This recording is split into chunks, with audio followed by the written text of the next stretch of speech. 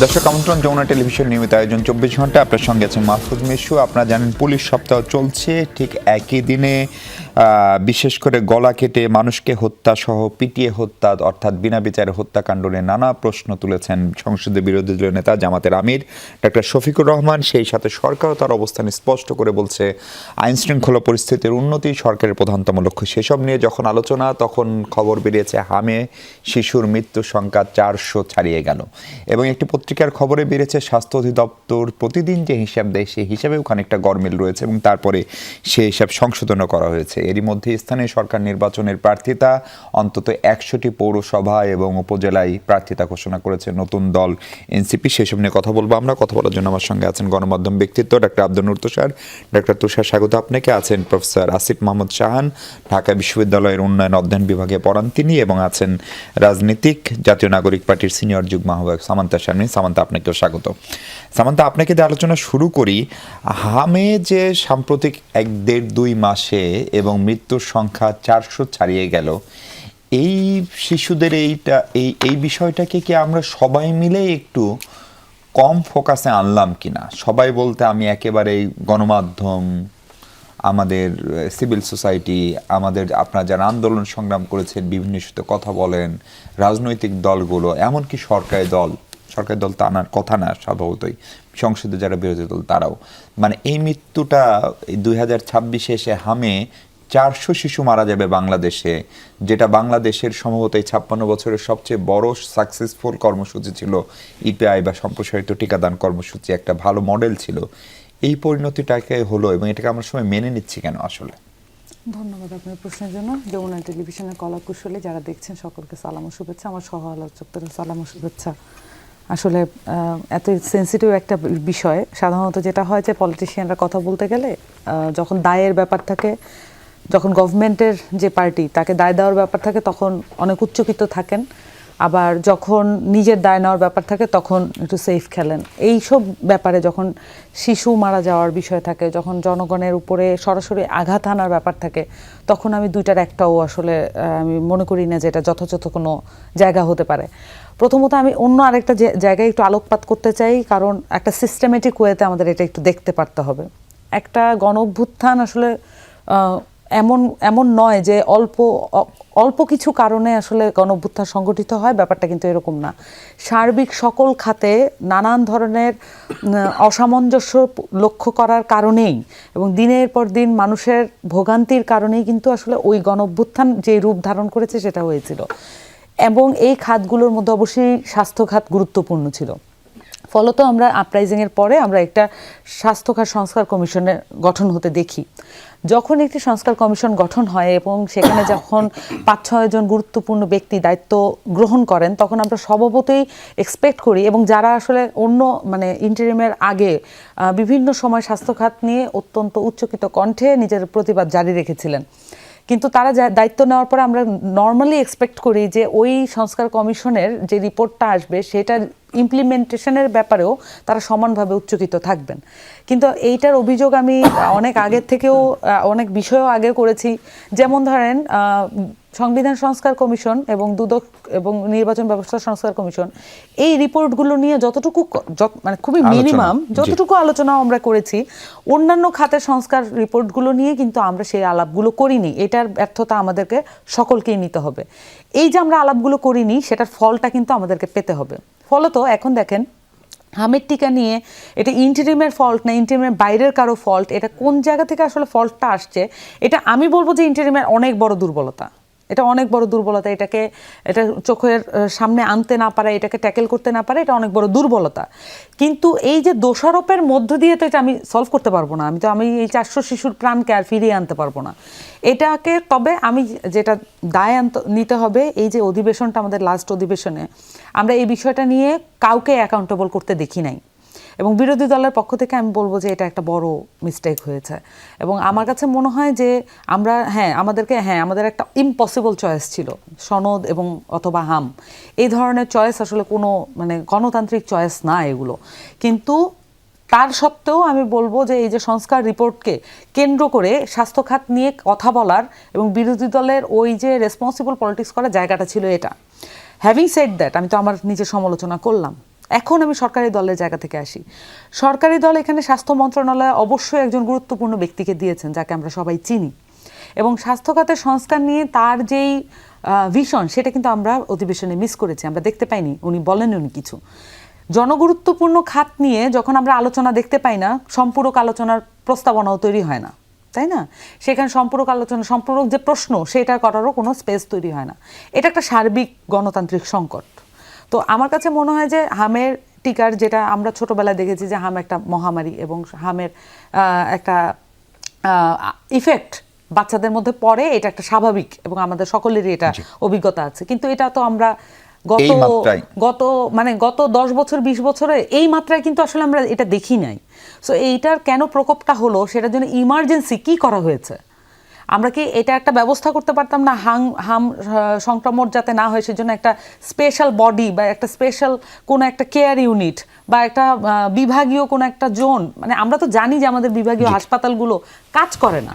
So এইটাকে অগ্রাহ্য করে, এই হাসপাতালগুলোর কেয়ারকে অগ্রাহ্য করে তো আমরা আসলে স্বাস্থ্য খাতকে বিবেচনা করতে পারি না। আপনি বলছেন সরকারও খানিকটা অগ্রাহ্য করেছে, খানিকটা না, অনেক বড় মাত্রায় এটা অগ্রাহ্য, কারণ টুলস গুলো সব তার হাতেই আছে, প্রতিষ্ঠানগুলো তার হাতে আছে। প্রফেসর শাহান, জনস্বাস্থ্যবিদরা কিন্তু অনেক আগেই বলছিলেন যে ছোট ছোট এলাকাকেও মানে দুর্যোগপূর্ণ বা বিপদ সংকুল এলাকা হিসেবে ঘোষণা করা যেতে পারে, এবং আমরা যদি হামের সোর্সও দেখি তাহলে একটু ঘনবসতিপূর্ণ ঢাকার বাইরে যেসব শিশুরা প্রোটিন কম পায় তারাই মূলত মৃত্যুর শিকার হচ্ছে একটা নির্দিষ্ট বয়সের। ফলে এই মৃত্যুটার আসলে এক হচ্ছে দায়িত্ব কে নিবে সেটি একটা বড় প্রশ্ন। দ্বিতীয় প্রশ্ন হচ্ছে কোনোভাবেই আজকে হাইকোর্টে একটি রিটও হয়েছে এই মৃত শিশুদের পরিবারকে ক্ষতিপূরণ দেওয়ার, কিন্তু ক্ষতিপূরণ দিয়ে এটাকে আসলে ঠেকানো যাবে, বা জনস্বাস্থ্যের এই ইস্যুটাকে আমরা এতটা অবজ্ঞা কেন করলাম?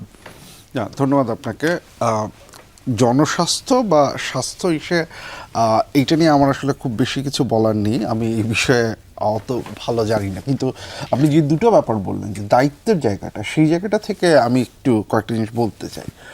এসেনশিয়ালি আমরা যখন হচ্ছে গিয়ে পাবলিক পলিসির দিকে তাকাই বা জননীতির দিকে তাকাই, হ্যাঁ, জননীতিতে একটা ব্যাপার আছে যে আপনি যখন মানে কোনো একটা প্রবলেম যখন ইমার্জ করে, সেই প্রবলেমটাকে অ্যাড্রেস করার সময় আপনাকে দুটো জিনিস মাথায় রাখতে হয়। এক প্রবলেমটা কি ইন্টেন্ডেড, মানে ইন্টেনশনালি কোনো একটা অ্যাকশনের কারণে এই প্রবলেমটা তৈরি হয়েছে কিনা, এটার কারণে হতে পারে। যদি সেইটা হয় তাহলে হচ্ছে গিয়ে দায়িত্বশীল যারা ছিলেন তাদের আইডেন্টিফাই করা, তাদের বিরুদ্ধে ব্যবস্থা নেওয়া, সেটা একটা প্রথম স্পষ্ট গুরুত্বপূর্ণ ধাপ, যেটার ভিত্তিতে দেন আপনি হচ্ছে গিয়ে এরপরে আইডেন্টিফাই করতে পারেন যে এটাকে আমি পরবর্তীতে কিভাবে অ্যাড্রেস করতে পারি। এটা তাহলে মোর অ্যাকাউন্টেবিলিটি বা জবাবদিহিতার জায়গা থেকে। আরেকটা জিনিস হতে পারে যেটা আনইনটেন্ডেড, আমরা অনেক সময় আনইনটেন্ডেড কনসিকুয়েন্সের কথা বলি। হ্যাঁ, কোনো একটা সেটা ইনকম্পিটেন্স থেকে হতে পারে, সেটা ওভারঅল কোঅর্ডিনেশনের ঝামেলা থেকে হতে পারে, সেটা অ্যাক্সিডেন্টাল কোনো একটা কিছু হঠাৎ ঘটে গেছে সেটার কারণে হতে পারে। যদি সেইটা হয় তাহলে সেটার সমাধান হচ্ছে গিয়ে একরকম হবে। আনফর্চুনেটলি যেটা হয়েছে বাংলাদেশে, আমি আনফর্চুনেট বলছি এই কারণে যে এখানে একটা অদ্ভুত ইকুইলিব্রিয়াম তৈরি হয়ে গেছে। আপনি তখন বলছিলেন না যে এটা নিয়ে আসলে কেউই কথা বলতে চাচ্ছে না, এই ইকুইলিব্রিয়ামটা একটা অদ্ভুত ইকুইলিব্রিয়াম। এই অর্থে এটা অদ্ভুত ইকুইলিব্রিয়াম, একদিকে যে ডক্টর ইউনূসের সরকারের সমালোচনা করতে হতে পারে, এই ভয়ে বা এই আশঙ্কায় এই জিনিসটাকে হাইলাইট করা হচ্ছে না। কারণ এটা যদি ইন্টেনশনাল হয়, আমরা ইতিমধ্যেই বেশ কিছু রিপোর্টের এসে দেখেছি, আমরা ইউনেস্কোর এসে দেখেছি, ইউনিসেফের এসে দেখেছি, যেখান থেকে বেশ কিছু জিনিসপত্র সামনাসামনি চলে আসছে। এবং as long as those things are true, তাহলে তো হচ্ছে গিয়ে সেখানে ইন্টেনশনাল মিস্টেক এবং সেটার ফলে এটা হওয়ার একটা খুব স্পষ্টত কারণ আছে। যদি সেইটা হয় তাহলে তো এইটা তো দায়িত্বহীনতার হচ্ছে গিয়ে একটা প্রকাশ, এবং এইটার একটা সিগনিফিকেন্ট, ইটস নট ইনকম্পিটেন্স। আপনি ইন্টেনশনালি যখন করেন সেটা কিন্তু আর ইনকম্পিটেন্স থাকে না। তাহলে আপনার এই যে ভুল রিডিংটা হয়েছে সেটার জন্য তো একটা রেসপন্সিবিলিটি নেওয়ার একটা ব্যাপার আছে।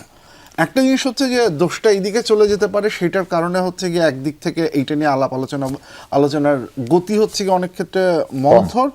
আরেকদিকে হচ্ছে গিয়ে দেখুন এই মুহূর্তে একটা সরকার ক্ষমতায় আছে, এবং সরকার ক্ষমতায় থাকার পরে তার ম্যানেজমেন্টের তো হচ্ছে গিয়ে কিছু ইস্যু দেখা যাচ্ছে, সো তারাও এটা নিয়ে হচ্ছে গিয়ে ওইভাবে জোর দিতে চাচ্ছে না। সো একটা অদ্ভুত লুজার্স ইকুইলিব্রিয়ামের মধ্যে আমরা পড়ে গেছি, যার ফলে এত বিশাল সংখ্যার শিশু মৃত্যু। আবারও পাবলিক পলিসিতে আমরা একটা কথা বলি যে আপনি যখন জনসাধারণকে বিভিন্ন ভাগে ভাগ করেন না, এই যে একটা গ্রুপকে আমরা বলি ডিপেন্ডেন্ট গ্রুপ, এই গ্রুপটার মানে মোবিলাইজ করার বা দাবি জানানোর কোনো ধরনের ক্ষমতা নেই, কিন্তু এই গ্রুপটা সবসময় সোসাইটির একটা পজিটিভ ইমেজে থাকে। এরা যদি কোনো কারণে ক্ষতিগ্রস্ত হয়, সোসাইটির কেউ সেটা সহ্য করতে পারে না। এর মধ্যে ল্যাকটেটিং মাদার, তারপর হচ্ছে তারা হচ্ছে এরকম। আরেকটা গ্রুপ হচ্ছে চিলড্রেন হচ্ছে এমন একটা গ্রুপ যারা যদি কোনো কারণে ক্ষতিগ্রস্ত হয়, সেইটা হচ্ছে গিয়ে যে কোনো একটা শর্টকাটকে ফেলে দিতে পারে। কিন্তু আনফর্চুনেটলি দেখেন, এই ডিপেন্ডেন্ট গ্রুপে বিলং করা আমাদের 400 শিশুর সেটাতে হচ্ছে গিয়ে আমরা কিছু পেলাম না, আমরা কিছু করতে পারলাম না। তার চেয়ে যেটা বড় কথা, এই যে একদিকে ইন্টারিম গভর্নমেন্টকে প্রোটেক্ট করার একটা চেষ্টা, এইটার তো একটা সুষ্ঠু স্বাভাবিক সরকারি জায়গা থেকে খুব স্পষ্টত একটা তদন্ত তো হওয়া দরকার। স্বাস্থ্য অধিদপ্তর সম্মত- থিংস গো রং, কোন জায়গাটায় হয়েছে, সে ইন্ডিপেন্ডেন্ট তদন্তে যদি মানে বের হয় যে এটা এসেনশিয়ালি হচ্ছে গিয়ে তাহলে এটার দায়িত্বে যারা ছিলেন, যে উপদেষ্টা ছিলেন, সেই উপদেষ্টা যে সহকারী ছিলেন, আপনার প্রত্যেকটাতে তো জবাবদিহিতার আওতায় আনতে হবে। আপনি তো একটা ডেমোক্রেটিক স্ট্রাকচার আপনি বলবেন, কিন্তু জবাবদিহিতা নিশ্চিত করতে পারবেন না বা সেটার ব্যাপারে ব্যবস্থা নেবেন না, তাহলে তো হচ্ছে কি জিনিসটা কাজ করবে না। ডক্টর তুষার, ইউনিসেফের যে রিপোর্টের রেফারেন্স প্রফেসর শাহান দিলেন, সেখানে প্রক্রিয়াটা যতটুকু বুঝি আমরা নন টেকনিক্যাল মানুষ হিসেবে, টিকা ক্রয়ের যে দীর্ঘদিনের পদ্ধতি, সেই পদ্ধতির ব্যত্যয় ঘটাতে চেয়েছিলেন তখনকার স্বাস্থ্য উপদেষ্টা মহোদয় নূরজাহান বেগম। এবং প্রফেসর ইউনূসের যে সময়ে যে কয়জন উপদেষ্টা চূড়ান্ত রকমের অদক্ষতা দেখিয়েছেন, এবং ওই সময়েও সেটি সমালোচিত হয়েছে, সেটি সম্ভবত স্বাস্থ্য উপদেষ্টা তার ভিতরে শীর্ষে থাকবেন। এখন তাহলে এই বিষয়টা নিয়ে স্বাস্থ্য অধিদপ্তর বলি, আমাদের সরকারের বিভিন্ন উইং বলি, তারা কেন একটা সুষ্ঠু তদন্ত করছে না নাকি? এবং আজকে আমরা দেখলাম হামে আক্রান্তের সংখ্যাও রেকর্ড পরিমাণ আজকে। ডক্টর ইউনূস হয়ে গিয়েছেন ভাসুর, মুখে নাম নেওয়া নিষেধ, ওনার নামে কিছু বলা যাবে না। ভাসুর আসলে অসুর ছিলেন, এবং উনি যে অসুর সেটার প্রমাণ উনি করেছেন। উনি নিয়োগ দিয়েছিলেন নূরজাহান বেগমকে। উনি নূরজাহান বেগমকে নিয়োগ দেওয়ার সাথে সাথে যে কয়েকটি সংগঠন এবং ব্যক্তি এটা প্রতিবাদ করেছিলেন, তার মধ্যে আমি ছিলাম। ফেসবুকে আমার রিল আছে, আমি বলেছিলাম যে অযোগ্য উপদেষ্টা আমাদের স্বাস্থ্য ব্যবস্থার 12টা বাজাবে, বাজিয়েছেন। কাঙ্গাল আমি, বাঙ্গালও আমি, এবং আমাদের মতো কাঙ্গাল এবং বাঙ্গালদের কথা বাসি হলে ফলেছে। উনি একটা স্বাস্থ্য কমিশন করেছিলেন। ওনার যতগুলি কমিশন, তার মধ্যে 2টা হচ্ছে সবচেয়ে খারাপ ছিল, তার মধ্যে একটা নারী কমিশন আর একটা হচ্ছে স্বাস্থ্য কমিশন। সেখানে উনি রাজনীতিকরণ এবং দলীয়করণকে প্রশ্রয় দিয়েছিলেন। এটা বলতে গেলে আপনার এরকম 2টা অনুষ্ঠান লেগে যাবে। আমি শুধু পরিষ্কারভাবে কিছু জিনিস বলি যে কারণে হামেরই আউটব্রেক হয়েছে। এফডিএসআর নামে আমাদের একটি অরাজনৈতিক সংগঠন আছে। এফডিএসআরও চিঠি দিয়ে এটার প্রতিবাদ করেছিল, বিবৃতি দিয়েছিল যে নূরজাহান বেগমকে উপদেষ্টা করাটা ঠিক হয় নাই। স্বাস্থ্য ব্যবস্থা একটা অত্যন্ত জটিল বিষয়, এবং এটা একটা ক্রমচলমান বিষয়। এটা বন্ধ হতে পারবে না কোনোভাবে, ডে টু ডে। এটা প্রত্যেক মিনিটে মিনিটে এটা কেয়ার নিতে হয়। এই জায়গাতে এমন একজন লোককে দিয়েছিলেন যার জীবনের অভিজ্ঞতা হচ্ছে ঋণ আদায় করা, ঋণ দেওয়া, গ্রামীণ ব্যাংকে তার সহকর্মী, যার কোনো অভিজ্ঞতা নাই। যাই হোক, টিকার প্রসঙ্গে আসি। টিকা যে বিষয়টি, এটি EPI, extended programme of immunisation, এটা শুরু হয়েছিল জিয়াউর রহমানের শাসন আমলে, যখন তিনি সামরিক শাসক। তার আগে 74 সালে বিশ্ব স্বাস্থ্য সংস্থা এই বিষয়ে আলোচনা শুরু করেছিল। 78 সালে আমাদের এখানে এটা শুরু হয়েছিল, এবং এটা বাংলাদেশের হেলথ সিস্টেমের যে সাকসেস, তার মধ্যে সবচেয়ে সাকসেসফুল একটা জায়গা। বাংলাদেশকে যে হেলথ মিরাকল বলা হয়, তার মধ্যে একটা হচ্ছে টিকা। এবং এই টিকা সংগ্রহ অবহেলা কিভাবে হয়েছিল? সরকার তখন থেকে দেখেছিলেন যে কিছু কিছু কাজ রয়েছে, যে কাজগুলি ক্রমাগত চলমান না রাখলে অসুবিধা হয়। এবং এটা চলমান রাখতে গেলে কি হয়, আপনি জানেন যে সরকারি কাজে দীর্ঘসূত্রিতা থাকে, টেন্ডার হয়, এটা হয়, বিডিং হয়। অনেক সময় যিনি টেন্ডার জেতেন তিনি অসমর্থ হয়ে যান, জিনিসপত্র সাপ্লাই দিতে পারেন না। তো এইসব কারণে এই জটিলতা দূর করার জন্য সরকার তার প্রাইমারি ফোকাস যেসব এরিয়াতে, সেই সব এরিয়াতে সরকার কি করেছিলেন, এইচপিএনএসপি, হেলথ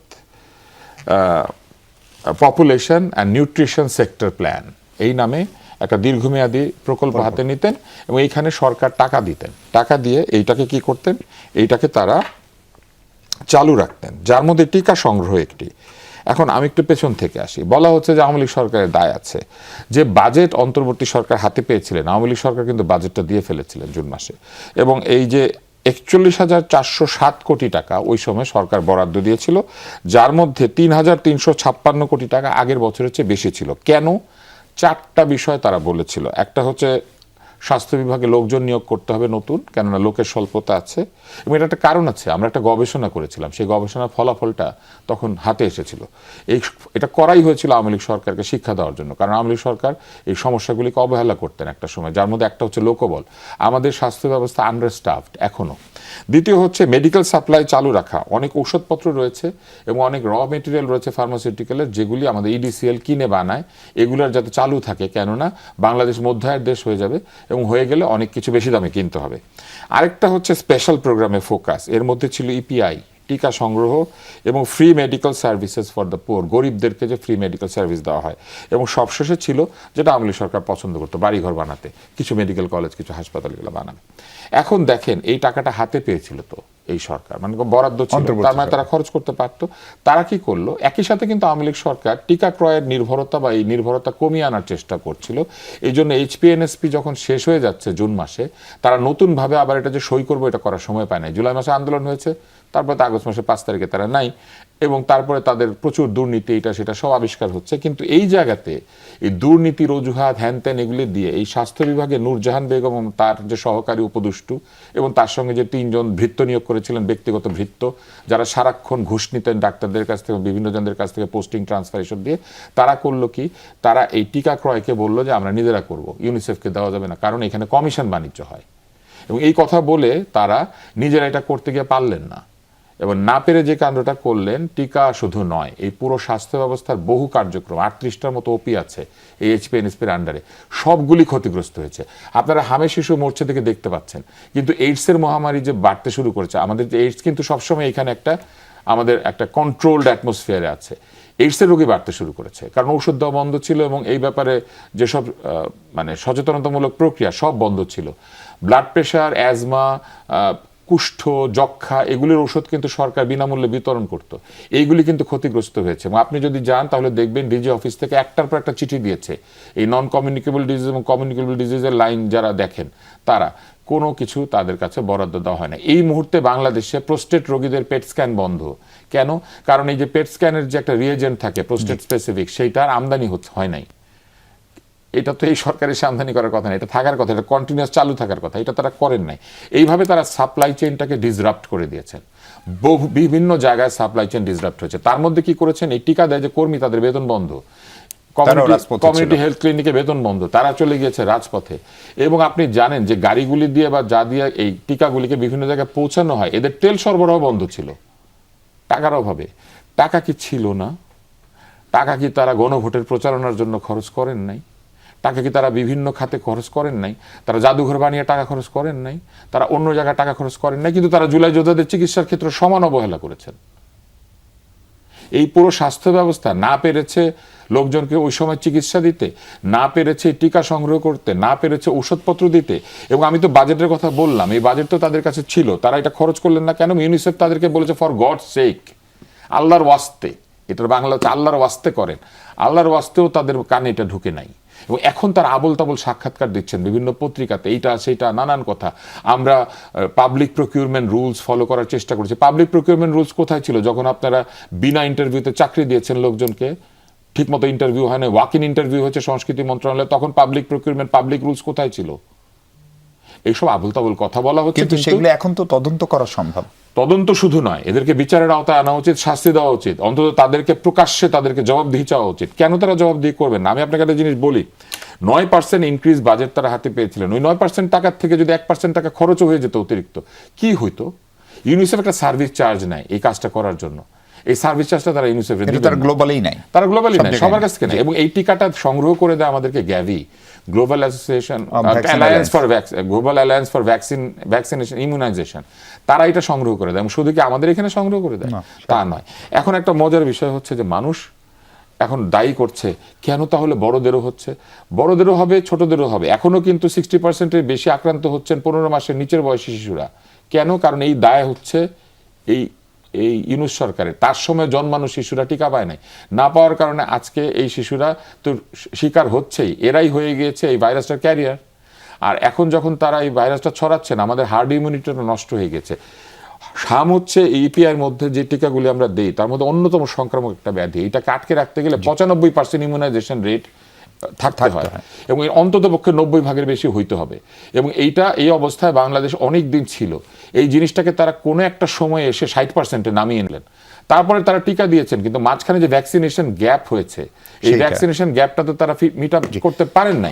এবং এইগুলো জানার জন্য না বেশি কিছু করার দরকার নাই। আপনি যান চ্যাটজিপিটিতে জিজ্ঞেস করেন, তাও উত্তর দিয়ে দিবে, এত তদন্তের দরকার নাই। কিন্তু হাস্যকর ভাবে আজকেও আলী রিয়াজ সাহেবের ইন্টারভিউ ছাপা হয়। এই লোকের জিজ্ঞেস করা উচিত সংবিধান আগে না মানুষ আগে। এখনো হুমকি ধামকি দিয়ে যাচ্ছে। এইসব লোকের রাজনীতির বিরুদ্ধে, মানে রাজনীতি নিয়ে কথা বলার আগে এদেরকে জিজ্ঞেস করা উচিত যে সংস্কার কমিশনটা তারা করেছিলেন, এই সংস্কার কমিশনে যাদেরকে নিয়োগ দিয়েছিলেন কিসের ভিত্তিতে দিয়েছিলেন, কোন যোগ্যতার ভিত্তিতে। যে স্বাস্থ্য উপদেষ্টা নিয়োগ দিয়েছিলেন কোন যোগ্যতার ভিত্তিতে। স্বাস্থ্য উপদেষ্টা যে 10ম গ্রেডে 3টা ভৃত্য নিয়োগ দিয়েছিলেন কোন যোগ্যতার ভিত্তিতে। কেন তারা এই কাজে অবহেলা করেছেন, এইসব প্রশ্নের কোনো উত্তর দিতে তারা রাজি না। উল্টা এখনো প্রেশার সচিব গান গেয়ে যাচ্ছেন যে তাদের কোনো দায় নাই।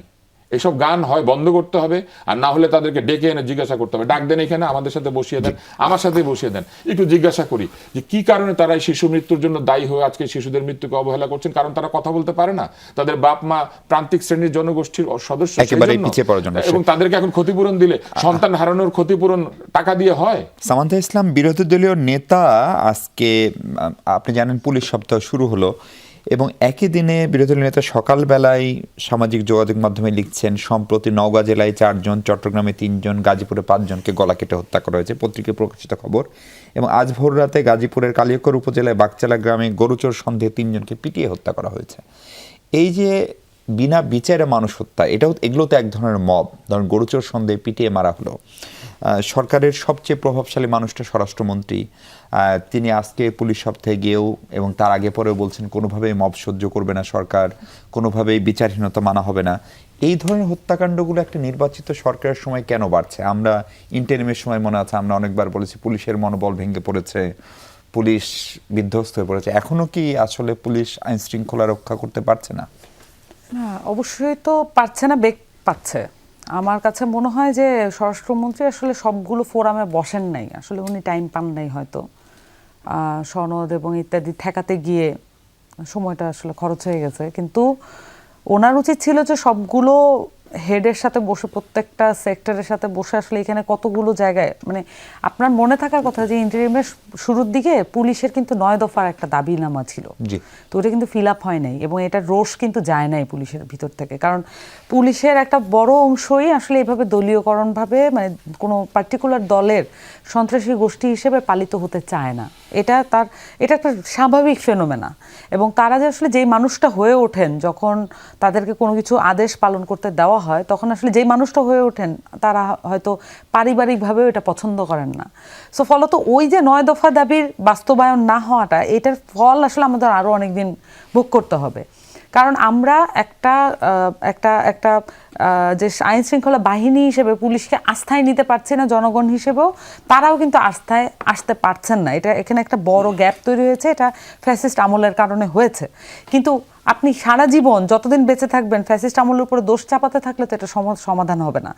স্বরাষ্ট্রমন্ত্রী উনি একসাথে এত কাজ করছেন যে উনি ওনার যে ডিপার্টমেন্ট সেটাকে ভুলে যাচ্ছেন বারবার। উনি জোর গলায় বারবার মব সহিংসতা হবে না, মব এখন থেকে আর হবে না, ওনার মুখের কথা এটা বন্ধ হবে না। এটা প্রচেষ্টার মধ্য দিয়ে বন্ধ হয়, পলিসি টেকিংয়ের মধ্য দিয়ে বন্ধ হয়, শক্ত অবস্থানের মধ্য দিয়ে বন্ধ হয় এবং দৃষ্টান্তমূলক শাস্তির মধ্য দিয়ে এটা বন্ধ হয়। সবচেয়ে বড় ব্যাপার, স্বরাষ্ট্রমন্ত্রীর যে মন্ত্রণালয়ের কাজকর্ম শুধুমাত্র অপরাধী ধরা, সেটার সাথে তো আইন মন্ত্রণালয় যুক্ত।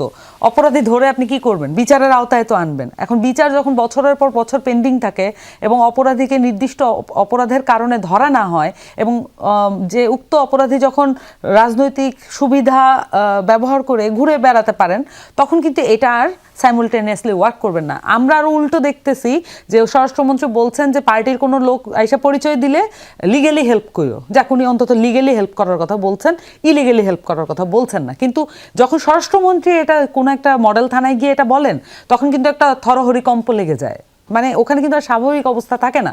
এইটুকু বলাই এনাফ এবং এটা উনি মিডিয়ার সামনে বলতে দ্বিধা করছেন না। লিগ্যালি হেল্প করলে সমস্যা কি? লিগ্যালি হেল্প করলেও কোনো সমস্যা নেই, কিন্তু স্বরাষ্ট্রমন্ত্রী যখন বলছেন যে লিগ্যালি হেল্প করো, এই কথার কনোটেশনের মধ্যে ইলিগ্যালি হেল্প করার একটা কনোটেশনও যুক্ত আছে, সামান্থা, কারণ আমাদের কালচারটাও আমার মনে আছে নির্বাচনের আগেও আপনাদের বিরোধী দলীয় জোটের পক্ষ থেকে একটা শ্যাডো পার্লামেন্টের কথা বলেছিল। ধরেন স্বরাষ্ট্রমন্ত্রী কাজ করছেন না, পুলিশ কাজ করছেন, এগুলো আপনারা বলছেন, কিন্তু কি করলে এটা কমানো যেত? সেই শ্যাডো পার্লামেন্টটা আসলে পার্লামেন্ট গঠিত হওয়ার কত বছর পরে বা কত মাস পরে আমরা দেখব? না, আমরা শ্যাডো পার্লামেন্ট গঠন করব, কিন্তু আপনি দেখেন শ্যাডো ক্যাবিনেট গঠন করব, কিন্তু কথাটা হচ্ছে যে আমাদের তো আসলে স্থানীয় সরকার কিভাবে কাজ করবে, আমাদের পুলিশ ব্যবস্থা কিভাবে কাজ করবে, এটা তো আমাদের দলীয় ইশতেহারই আছে, আমি তো আপনাকে সেটা বলতে পারি। এখন একটা পুলিশ সংস্কার কমিশন হয়েছে না, এখন ধরেন আমরা স্বাস্থ্য সংস্কার কমিশন নিয়ে আমরা এতক্ষণ যে সমালোচনাটা করলাম, এই সমালোচনা সত্ত্বেও তাদের একটা রিপোর্ট আছে, এই রিপোর্টের কিছু বাস্তবায়ন সম্ভবযোগ্য কিনা, এটা সমাধানযোগ্য কিনা, সেটা তো আমরা দেখতে পারতাম। অ্যাটলিস্ট আমাদের ক্যাবিনেট তো সেটা দেখতে কথা বলার সুযোগ ছিল। পার্লামেন্টে কি নিয়ে কথা হচ্ছে আপনি দেখেন, পার্লামেন্টে আসলে আমরা সময়টা নষ্ট করছি হচ্ছে স্তুতিগাথা নিয়ে, প্রশংসা বাণী দিয়ে, এবং হচ্ছে মানে ওই আবার একই বিতর্ক, এই একই বিতর্ক ঘুরে ঘুরে আসছে, ঐতিহাসিক বিতর্কের মধ্য দিয়ে আমরা তো জনগুরুত্বপূর্ণ বিষয়গুলোকে হারিয়ে ফেলছি। এমন না যে পার্লামেন্ট ঐতিহাসিক বিতর্কের জায়গা না, ওই জন্য আপনি সংবিধান সংস্কার পরিষদটা করতেন, তাহলে ঐতিহাসিক বিতর্ক আপনি ওখানে নিয়ে যেতে পারতেন। কিন্তু পার্লামেন্টের গুরুত্বপূর্ণ সময় যেখানে মানুষকে আপনি সুবিধা বঞ্চিত করছেন, সেই সময়টা আপনি আর কখন পাবেন?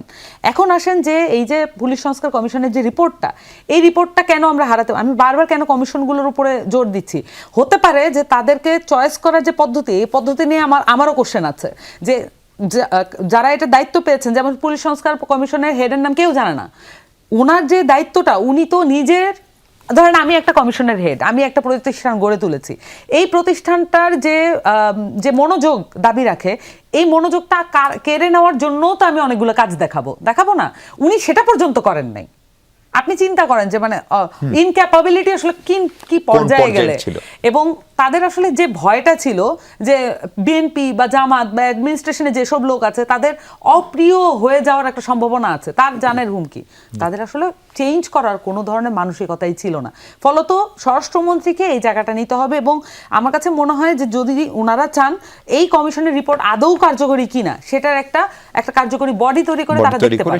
আমি সবসময় প্রসেসের কথাটা জোর দিচ্ছি। প্রফেসর আসিফ শাহান, জামাতের আমির এইসব তথ্য দেওয়ার পরেই বলছেন এগুলো কি কেবলই সামাজিক বিশৃঙ্খলা, নাকি আইনের সঠিক প্রয়োগের অভাবে সৃষ্ট হতাশা থেকে জনগণের ক্ষোভের বহিঃপ্রকাশ? ফলে একটা 2-2.5 মাস বয়সী সরকার যে বিপুল ম্যান্ডেট নিয়ে ক্ষমতায় এসছে, এবং তার সঙ্গে যারা বিরোধী দল তারাও তাদের দীর্ঘদিনের এলাই, সেখানে এরকম গলা কেটে হত্যা, জবাই করে হত্যা, গরুচর সন্ধ্যায় পিটিয়ে হত্যা, এবং ঘটনাগুলো হঠাৎ করে ঘটা শুরু করলো কিনা? দেখুন, মানে এইখানে কয়েকটা ব্যাপার, আপনি যে হত্যাকাণ্ডের প্যাটার্নের কথা বললেন, একটা তো হচ্ছে গরুচর সন্ধ্যায় যেটা হত্যা, সেটাকে আপনি হচ্ছে গিয়ে মব বা এই ধরনের সেটা বলতে পারেন। আর যেগুলো খুনের যে ঘটনাগুলো ঘটছে, সেটা তো আর মব বা হঠাৎ করে সৃষ্ট ইসে না, সেটা তো হচ্ছে গিয়ে আপনার আইন শৃঙ্খলা পরিস্থিতির যে গ্র্যাজুয়াল একটা ডিক্লাইন হচ্ছে, সেই ডিক্লাইনেরই তো এটা একটা ইন্ডিকেশন দিচ্ছে। দুইটার মধ্যে সম্পর্ক আছে, মানে at the end of the day একটা জায়গায় হচ্ছে গিয়ে আইন শৃঙ্খলা পরিস্থিতি যখন ডিক্লাইন হয়, যখন ল এনফোর্সমেন্ট এজেন্সি বলি বা হচ্ছে মিনিস্ট্রি বলি, সে যখন তার দায়িত্ব পালন করতে পারছে না, তখন অপরাধী এ ধরনের কাজকর্ম এটার একটা প্রবণতা বাড়ছে। আবার একই সাথে অ্যাট দ্য সেম টাইম মানুষজন যখন দেখবে যে সরকার বা এই ধরনের কোনো কিছু নেই, বা আইন ব্যবস্থার প্রতি আমার হচ্ছে গিয়ে কোনো ধরনের নির্ভরশীলতা নেই, আমি এটাকে ঠিক আস্থায় নিতে চাচ্ছি না, তখন কিন্তু মানুষজনের আইন প্রয়োগ করা বা আইন বাস্তবায়ন করা, সেটার প্রতি হচ্ছে মানুষের আর ঝোঁক থাকে না। মানুষ তখন আইন নিজের হাতে তুলে নেওয়ার, যেটা হচ্ছে আপনি যেই গরু চোর সন্দেহে যে বিষয়ের কথা বললেন, এটার সাথে, সো দুইটার সাথেই এই আইন শৃঙ্খলা পরিস্থিতি এইটার অবনতির একটা অফকোর্স একটা সিগনিফিকেন্ট সম্পর্ক আছে। দেখুন, অন্তর্বর্তীকালীন সরকার বা ইন্টারিম গভর্নমেন্টের সময় একটা বড় বিতর্কের জায়গা ছিল যে সরকার মানুষের এই নিরাপত্তার জায়গাটুকু নিশ্চিত করতে পারছে না। এটা সত্যি কথা হতে পারে যে সরকার নিজে হয়তো যেই অধিকার হরণ করার যে টেন্ডেন্সি আমরা আগে দেখেছি, সেইটা হয়তো সে কম করছে বা সেটা হয়তো সে করছে না, কিন্তু মানুষজনের যে নিরাপত্তা নিশ্চিত করে সেটা সে করতে পারছে না।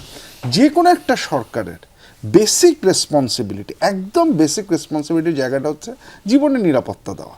মানে এতটুকু বেসিক রেসপন্স। কারণ স্টেটকে আমরা অনেক সময় যখন আমরা স্টেটকে ডিফাইন করি আমরা বলি হচ্ছে স্টেট হচ্ছে একমাত্র লেজিটিমেটলি কোয়ার্সিভ মিনসের উপর মনোপলি থাকা অথরিটি। তাহলে এই কোয়ার্সিভ মিনসের উপরে তার যে কন্ট্রোল থাকা, এটা তো হচ্ছে গিয়ে তার মানে এটা থাকাটা তো হচ্ছে স্বাভাবিক, কারণ এটা দিয়েই তো হচ্ছে এটাই তার গিয়ে mandate। সে কাজগুলো করছে, এটাই হচ্ছে তার ম্যান্ডেট।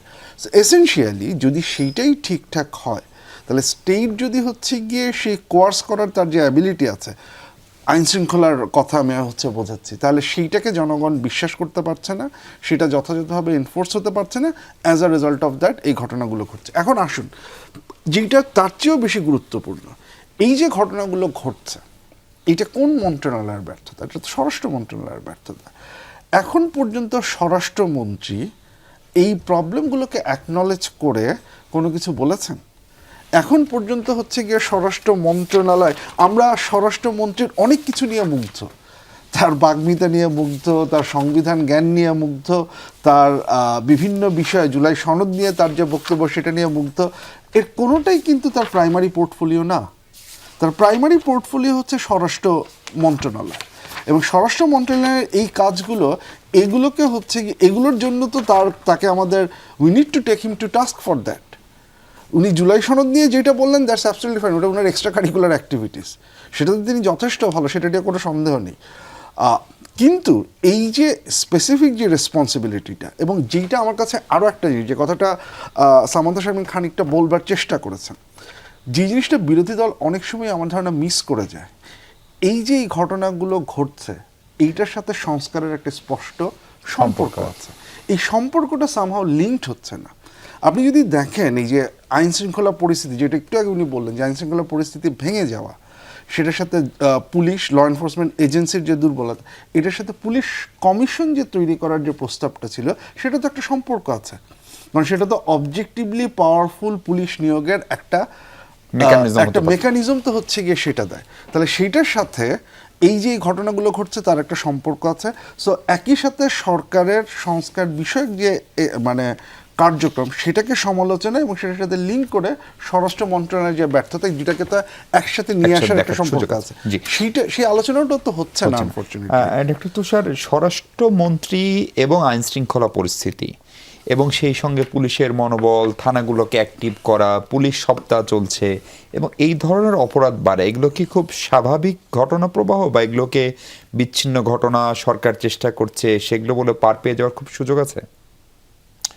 এখানে আসলে পার পাওয়া না পাওয়ার কিছু নাই। মূল বিষয় হচ্ছে যে অপরাধ প্রবণতা বাড়ছে সমাজে। অপরাধ প্রবণতা শুধু একটি কারণে বাড়ে না, বিভিন্ন এলাকাতে চুরি বেড়েছে, গ্রিল কাটা, চোর ডাকাত এগুলো বেড়েছে। কিন্তু মনে রাখতে হবে যে অপরাধ প্রবণতা, যারা অপরাধের সায়েন্টিস্ট তারা ভালো বলতে পারবেন, আমি আমার সাধারণ বুদ্ধি থেকে বলি, দারিদ্র বৃদ্ধিপ্রাপ্তিও কিন্তু অপরাধ প্রবণতা বাড়ার অন্যতম কারণ। এবং আইন শৃঙ্খলার পরিস্থিতির অবনতির আরেকটি বড় কারণ হচ্ছে আইন শৃঙ্খলা বাহিনী যদি ঠিকমতো আইনের প্রয়োগ করতে না পারেন, এবং না করতে পারার পেছনে অনেকগুলি কারণ আছে, যার মধ্যে দু একটি আপনি বলেছেন, মনোবল ক্ষয় হয়ে যাওয়া, কিন্তু একই সাথে কিন্তু ইকুইপমেন্টের স্বল্পতা রয়েছে, জনবলের স্বল্পতা রয়েছে, এমনকি ফোকাসেরও একটা পরিবর্তন ঘটেছে। আপনি লক্ষ্য করলে দেখবেন যে অন্তর্বর্তী সরকারে বারবার ফিরতে হয়। অন্তর্বর্তী সরকার তো আমাদেরকে একটা উন্নত শাসন ব্যবস্থা উপহার দেওয়ার মতো একটা কথা বলেছিলেন যে তারা এমন কিছু একটা দেখাবেন যেটা স্বৈরতন্ত্রের বিপরীত হবে। কিন্তু ওই সময় তারা কি নিয়ে ব্যস্ত ছিলেন? তারা পুলিশের মনোবল বৃদ্ধি করার চাইতে তারা যেটি করেছিলেন, পুলিশের মনোবল যাতে তারা ভাঙে সেরকম কিছু সিদ্ধান্ত নিয়েছিলেন। আমি কয়েকটা শুধু উল্লেখ করি। একটা হচ্ছে আনসারি লোকজন এসেছিল বেতন বৃদ্ধির দাবি টাবি জানাতে, যেমন পরীক্ষার্থীরা গিয়েছিল অটো পাসের দাবি জানাতে। তারা ভেবেছিল কি যে স্বৈরতন্ত্রের পতন হয়েছে, এখন দাবি দাওয়া করলে পরে মানে কিছু পাওয়া যাবে, বলে দিল এটা লীগ, আনসার লীগ। তারপরে রিক্সাওয়ালারা নামলো, বললো রিক্সা লীগ। আপনি প্রবণতাটা লক্ষ্য করে দেখেন, ট্যাগিং এটা সরকারই প্রথম শুরু করলো, অন্তর্বর্তী সরকার। এবং কাকে ট্যাগ করলো? একটা অক্সিলিয়ারি বাহিনী যারা পুলিশকে খুব হেল্প করে। আপনি বলেন তো আনসার এখন কি করে? এখনো পুলিশ কি হেল্প করে?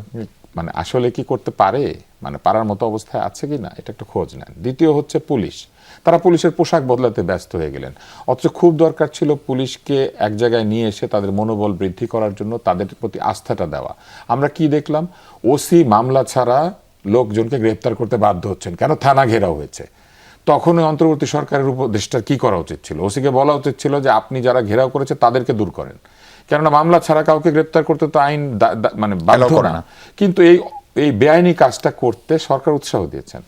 থানায় লোকজনকে ডেকে নিয়ে গিয়ে বসিয়ে রেখে অন্য থানায় মামলা তৈরি করা হয়েছে, ডিবির অফিসে ডেকে নিয়ে গিয়ে বসিয়ে রেখে মামলা দেওয়ানো হয়েছে। এগুলা কি স্বৈরতান্ত্রিক আচরণ না? এই কাজগুলি কাদেরকে দিয়ে করানো হয়েছে? পুলিশকে দিয়ে তো করানো হয়েছে। তাহলে পুলিশের মনোবল আপনি উদ্ধার করতে পারতেন কিভাবে? আপনি যদি তাকে আগের শাসন থেকে একটা আইনের শাসনে নিয়ে আসতে পারতেন, সেটা না এনে আরো বেআইনি শাসনে তাদেরকে ঢুকিয়ে দিলেন। তারপরে কি করলেন? দোষর খুঁজতে শুরু করলেন। যারা অতিরিক্ত দোষর তারা কিন্তু চলেই গিয়েছে, খুঁজে পাওয়া যায় না তাদেরকে, অনেকেই চলে গিয়েছেন, পাওয়া যায় না, অ্যাবসকন্ডিং। এরপরে যারা এখানে ছিলেন তাদের অনেক সৎ কর্মচারীকেও বিভিন্ন সময় প্রমোশন পেয়েছেন কেন? এই কারণে তাদেরকে দোষী করা হয়েছে, দায়ী করা হয়েছে। আমি অন্তত 10 জনের নাম বলতে পারবো আপনাকে অনুষ্ঠানের পরে, যারা একেবারেই সৎ অফিসার, চাকরি গেছে কারণ ওই সময় প্রমোশন পেয়েছেন। একটা সরকারের সময় কিন্তু সৎ অসৎ দুই পক্ষই প্রমোশন পায়, সব লোক তার সরকারের সাথে থাকে না। আর সরকারি চাকরি করে কোথায় যাবে?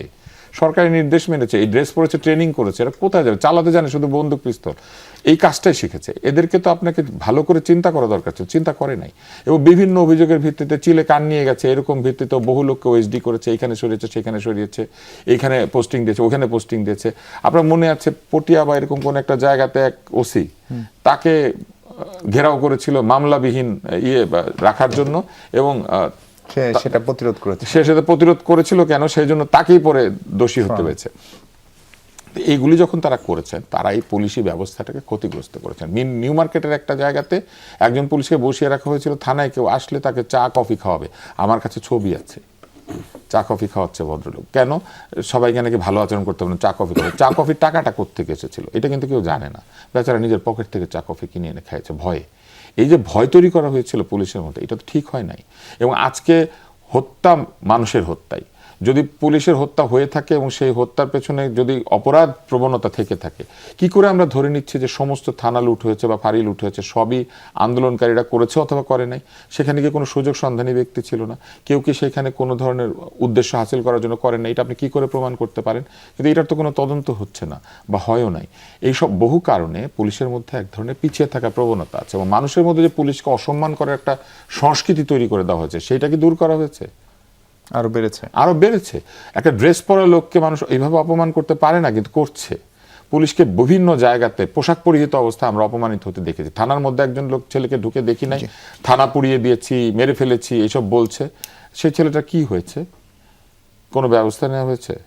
তাহলে এই অন্তর্বর্তী সরকার কিন্তু আইনের শাসনের নাম করে এই যে পুলিশি ব্যবস্থাকে, যারা আইনকে প্রয়োগ করেন, প্রযুক্ত করেন, তাদেরকে নানানভাবে অপদস্থ হতে দিয়েছেন, এবং তার ফল আমরা এখন পাচ্ছি। আর এই স্বরাষ্ট্রমন্ত্রীকে আপনি যদি দায়ী করতে যান, তাহলে আমি আপনাকে একটা কথা বলি। আগে স্বরাষ্ট্রমন্ত্রী অন্তর্বর্তী সরকারের সময় তার পাশে দাঁড়িয়ে থেকে একজন বলছে 48 ঘন্টা না 24 ঘন্টা আলটিমেটাম, কালকে ওনারা পদত্যাগ করতে হবে, উনি পাশে দাঁড়িয়ে মাথা নাড়ে। এই লোককে স্বরাষ্ট্রমন্ত্রী অবস্থায় রেখে দিয়েছিলেন অন্তর্বর্তী সরকার। রাত দুপুরে ব্রিফ করে, তারপরে এক প্রশ্ন করলে পরে আলুর দাম, পটলের দাম, পেঁয়াজের দাম কি জানি বলে। এরকম একটা অবস্থা যখন হচ্ছিল, আপনি মনে করেন অন্তর্বর্তী সরকার অবহেলা করে না? অন্তর্বর্তী সরকার অবশ্যই অবহেলা করেছে। মব হতে দিয়েছে, কিন্তু সেই মবের কাউকে গ্রেপ্তার করে নাই। বাউলদের উপর হামলা হয়েছে, সংস্কৃতি উপদেষ্টা বলেছে বাউলদের কিনা আমরা অনেক কিছু করেছি, দু একটা জায়গায় হামলা হয়েছে, তো কি হয়েছে? এই ধরনের কথাবার্তা তারা বলেছে, এবং এই হামলা করা, এই বিষয়গুলিকে তারা লেজিটিমেসি দিয়েছেন। আর শেষ করি, প্রধান উপদেষ্টার এই মুহূর্তে আমার কাছে রিলটা আছে, এই মুহূর্তে এসেছে, আমি জানি না কেন এসেছে। সেটা হচ্ছে উনি বলছেন সরকারের মধ্যে তারা আছে, তোমরা বলো, কিন্তু তোমাদের গ্রামে কি তারা নাই? তোমরা তাদেরকে প্রতিহত করো। কিভাবে? আপনি গ্রামে কেউ থাকলে কিভাবে প্রতিহত করবেন? তার মানে আইন নিজের হাতে তুলে নেওয়াকে উৎসাহ দিলেন কে? প্রধান উপদেষ্টা স্বয়ং। উনি বললেন তোমাদের গ্রামে লোক নাই, তোমাদের কাছে তোমাদের কি বলে তেজ নাই, এটা বলে উনি বললেন তোমরা তাদেরকে প্রতিহত করো। কিসের ভিত্তিতে তারা প্রতিহত করবে? সাধারণ ছেলে মেয়েরা গ্রামের মধ্যে কে আছে কে নাই, এই যে প্রতিহত করার সংস্কৃতি কোনো উৎসাহ দিয়ে দিলে। ইসলাম, হঠাৎ করে আপনারা স্থানীয় সরকার নির্বাচনের প্রার্থিতা নিয়ে বেশ সিরিয়াস। ঢাকা শহরে আগে করেছেন, বিভিন্ন সিটি কর্পোরেশনে করছেন, আজকে 100টি উপজেলা এবং পৌরসভায়ও করলেন। স্থানীয় সরকার নির্বাচনের কোনো আলামত দেখেন? না, আমি ব্যক্তিগতভাবে মনে হচ্ছে যে প্রশাসক যারা বসেছেন বেশ আটসাট হয়েই বসেছেন। উঠার কোনো টেনশন তাদের মধ্যে আছে মনে হচ্ছে না, কিন্তু বীর দর্পে এক একজন প্রশাসক ঘোষণা দিয়ে যাচ্ছেন যে তারা যেই পদে বসেছেন ওই পদেই মেয়র ইলেকশন করতে চান। সো এটা খুবই অদ্ভুত একটা, এবং এই নির্বাচনের জন্য মানে আমরা আসলে বিএনপিকে যেভাবে দেখেছি, আপনি যদি ফেনোমেনা বা এসেন্স খেয়াল করেন, বিএনপি হচ্ছে একটা নির্বাচন, উনি বারবার বলেছে যে আমরা নির্বাচন কেন্দ্রিক দল, আমরা গণতান্ত্রিক দল, আমরা এটা সেটা, মানে নির্বাচন কেন্দ্রিক তাদের। কিন্তু অদ্ভুত বিষয়, 2/3 পাওয়ার পরে নির্বাচন ব্যবস্থা এবং নির্বাচন উভয়টার ব্যাপারে চরম অনীহা মানে বিএনপির মধ্যে দেখা যাচ্ছে। এবং এইটা খুবই কনফ্লিক্ট অফ ইন্টারেস্ট হবে যদি ওই প্রশাসককে, যিনি বসেছেন, তাকে যদি আসলে মেয়র নির্বাচনের জন্য প্রস্তুত করা হয় এবং উনি যদি আসলে এই মনোনয়নটা দল থেকে পান, এটা খুবই ভয়ানক হবে। এবং আপনি জানেন যে আমাদের কনফ্লিক্ট অফ ইন্টারেস্ট হবে, কনফ্লিক্ট অফ ইন্টারেস্ট এই কারণেই ভয়ানক হবে। এবং সেই সাথে আপনি শুধু কনফ্লিক্ট অফ ইন্টারেস্ট না, আপনি আমাদের এখানে এমপির যতটুকু সক্ষমতা থাকে লিগেলি, আমি ইলিগেলের বা উন্নয়ন কর্মকাণ্ডে জড়িত হওয়া, এটা তো বাংলাদেশে একটা গণতান্ত্রিক প্রবলেম, আমি ওটার কথা বলছি না। মেয়রের আসলে আওতা অনেক বড় থাকে এবং তার বড় শহরগুলোতে আওতা বড় থাকে। শুধুমাত্র তাই না, তারা অনেকগুলো মন্ত্রণালয়ে ওভারল্যাপিং কাজ করে অভ্যস্ত। সো পাওয়ার প্র্যাকটিসের জায়গা যদি বলেন, এইটা একেবারে মানে খুবই প্রাইম জায়গা হয়ে ওঠে। তার মানে আপনাকে একটা চাপ প্রয়োগের কৌশল হিসেবে এখন আগেভাগে প্রার্থী ঘোষণা করছেন, নাকি এটা জামাতের সঙ্গে বার্গেনিং এর কৌশল হিসেবে করছেন? আমাদের সক্ষমতা অনুযায়ী আমরা তো আসলে এই প্রস্তুতি আমাদের আগেও ছিল। আপনার মনে আছে নিশ্চয়ই যে আমরা যখন জাতীয় নাগরিক কমিটি ছিল, তখন থেকে আমরা বলছি যে স্থানীয় সরকার ইলেকশনটা দেওয়া উচিত ছিল। তো তাতে করে আসলে দলীয়করণের যে মাত্রাটা, এটা কিছুটা কম হলেও হতে পারতো। আপনি অনেকগুলো জায়গায় হয়তো কিছু পকেট আপনি বের করতে পারতেন, গণতান্ত্রিক পকেট। কিন্তু এখন এসে আমরা মানে এই প্রস্তুতি তো আমাদের তখন থেকেই আছে। তো এখন এসে এটা তো নতুন কিছু না, এটা হচ্ছে কোর্স অফ অ্যাকশন এনসিপির, এটাই যে তারা স্থানীয় ইলেকশনের জন্য প্রস্তুতি নিয়েছিল, এখন প্রার্থীগুলো ঘোষণা হবে। জি, ডক্টর আসিফ খান, আপনি স্থানীয় সরকার নির্বাচন দেখেন খুব দ্রুত? না, অ্যাটলিস্ট এই বছর আমি দেখি না। কারণ আমার যতটুকু মনে পড়ছে যে সরকারের দিক থেকেও বোধহয় এরকম একটা কথা বলা হয়েছে যে এই বছরের শেষ নাগাদ কাজকর্ম শুরু হবে। হ্যাঁ, সো এই সাথে বলা হয়েছে। সো আমি সেটার মানে পসিবিলিটি হচ্ছে গিয়ে দেখি না। কিন্তু সেটা জরুরি কিনা? অফকোর্স জরুরি, এবং যেটা হচ্ছে সবচেয়ে মজার ব্যাপার, সেটা বিএনপি নিজের স্বার্থের জন্যই জরুরি। আমি একটা জিনিস বলি, যেমন বেশ কিছু গবেষণা যেটা করা হয়েছে, যেমন ফ্যামিলি কার্ডের যে ডিস্ট্রিবিউশনের যে কাজগুলো করা হয়েছে, কিছু গবেষণা যেগুলো এখনও চলছে, সেখান থেকে হচ্ছে কি একটা ইন্টারেস্টিং ফাইন্ডিংস যেটা এসেছে, সেটা হচ্ছে যে আপনি যে এই ফ্যামিলি কার্ডের রিসিপিয়েন্ট যারা হবে, বেনিফিশিয়ারি যারা হবে, এই সিলেকশনটা খুব ভালো হয়েছে। প্রক্সিমিন টেস্টিং করে ওনারা রাইট বেনিফিশিয়ারি আইডেন্টিফাই করার কাজটা এটা তারা করেছেন। সমস্যা হচ্ছে দুটো জায়গায়। এক, এই যে কার্ডগুলো, এগুলো যখন ডিস্ট্রিবিউট করা হবে, এই ডিস্ট্রিবিউট করার জন্য আপনার লোকাল গভর্নমেন্ট লেভেলে কোনো ইলেক্টেড রিপ্রেজেন্টেটিভ নেই, আপনার মেম্বারও নেই, হচ্ছে চেয়ারও নেই, কোনো ধরনের হচ্ছে ইলেক্টেড রিপ্রেজেন্টেটিভ নেই। As a result of that, এই যে যারা পোটেনশিয়াল বেনিফিশিয়ারি, তাদের একটা অংশ এই কার্ডগুলো পাচ্ছেন না। তার চেয়ে যেটা বিপদের কথা, যে বাংলাদেশে এর আগে সবসময় এই সোশ্যাল সেফটি নেটগুলোর ডিস্ট্রিবিউশনের সময় মানুষজনের সবচেয়ে কাছের লোক হচ্ছে তার মেম্বার। সে মেম্বারের কাছে যায়, সে চেয়ারম্যানের কাছে যায় যে এই কার্ডটা আমি কীভাবে পেতে পারি। ফর্মালিও সে করে, ইনফর্মালিও করে। এখন যেটা হচ্ছে, যেহেতু লোকাল গভর্নমেন্টে কিছু নেই, মানুষজন আসলে একমাত্র জানেও না যে আমি আসলে কার কাছে যাব, কিভাবে যাব, ইউএনও পর্যন্ত পৌঁছানো তার জন্য হচ্ছে গিয়ে খুব ডিফিকাল্ট। এইখানেই ঘটনা শেষ না। যারা আবার কার্ড পেয়েছেন, তারা অনেকে হচ্ছে গিয়ে কার্ডের যে টাকাটা ঢোকার কথা, সেটা হচ্ছে গিয়ে ঢুকছে না, এবং অ্যাজ এ রেজাল্ট তারাও হচ্ছে গিয়ে এটা এগেইন তারাও সেই একই সমস্যায় পড়েছেন, কার কাছে যাব আমি। এখন যদি হচ্ছে কি ওনারা এখানকার যে স্থানীয় বিএনপি নেতা বা ওনাদের কাছে যান, তাহলে তো একটা ক্লায়েন্টেলিস্ট নেটওয়ার্কের মধ্যে পড়ে গেলেন। যেটার বেনিফিশিয়ারি সিলেকশনটা আপনি খুব ভালো করেছেন, সেটা যদি ঠিকঠাক মতো ডিস্ট্রিবিউট করতে, অপারেট করতে না পারে, তাহলে তো at the end of the day এসে কাজ করলেন। এখন এই জায়গাটাতে এই যে ইলেকটোরাল অ্যাকাউন্টেবিলিটি আসলে, সেটা হচ্ছে কি একটা পজিটিভলি এই জিনিসটা কাজ করতে পারে।